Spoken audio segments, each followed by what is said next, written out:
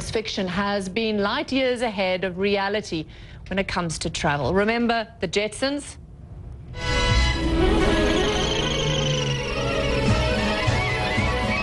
They zipped around Orbit City in a flying car in the 1960s cartoon.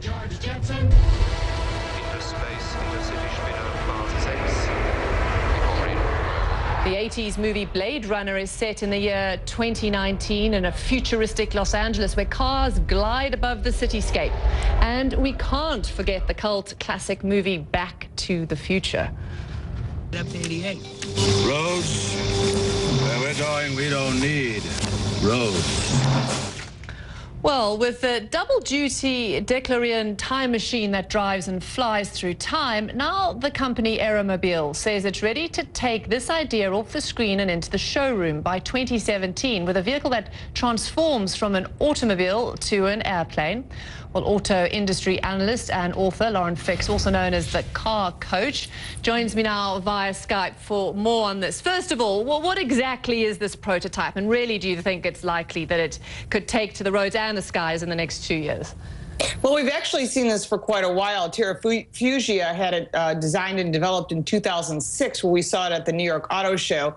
So here we are looking at another competitor, essentially, of a car that would fit into a regular parking spot, that would fit into your garage, and yet could take you from door to door via the ground and the air. So I think it's kind of neat. I like the design and the thoughts behind it, but I think there's a lot when you open Pandora's box that maybe we haven't thought of yet. Well, we're not there yet, maybe. I think specifically when it comes to the legislation, and I hate to sort of put a downer on all of this, but I mean, we've seen how much problems it's caused to just get permission to fly a drone in the sky, never mind actually trying to sort of take off and take your kids to school in one of those. Well, I think the concept's fantastic. I think when I had to get my kids to school, I used to say, I don't have a helicopter, get in the car. But now that we're back to reality and we're saying, well, the average person's taking off. So if you think about it in all perfectness, I think you would say, sure, we get in the car, we take off, we get to our destination, we land, we pull in a parking spot. But I think what you're looking at is a lot of government regulation. You've got a lot of insurance issues. There's a lot of things that we don't know about that when you drive on the road that you deal with in the sky, like restricted airspace. What about DWIs? You know, when you're on the ground, someone can pull you over. How am I going to pull you over in the air if you're either under the influence of alcohol or drugs? So I think those are all ramifications that could cause some serious issues. What if the plane drops out of the sky because the operator makes a mistake? Maybe they run out of gas and it damages someone's home or hurts someone. So you're really, I mean, I know it sounds crazy, but when you start looking at the realistic factors of how people operate, just like autonomous cars, you open up a whole Pandora's box of government regulation and insurance issues. So is that what's probably going to stop this, you know, stop us having highways in the sky, or even just a few rich guys with their fancy air car?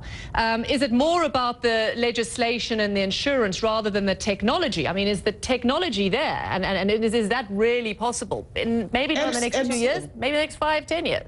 Well, they've been making ultralights, which are very light man-made aircrafts, for years. So if you were able to get an ultralight license, yes, you could probably fly a car. And sure, I've actually seen these functions. So not just Aeromobile, but Fugia and other companies have actually made a car that flies. So basically, it's a little teeny airplane with a small engine and seats 2 people. So the part of actually the technical part, yes, we can make this produced into an actual production car. Yes, people could buy them, but the ability to use it is very limiting. Maybe if you owned a piece of farmland and you had a license, a pilot's license, you could probably utilize it there. But in reality, pulling into a mall, where would you land? Could you imagine driving down the road and watching a car that's a plane land next to you? I think you'd have a lot of people upset. It could create accidents. So I mean, logistically, I don't think we're there yet, but in reality, we are there. And yes, these products do exist, and there are other brands out there.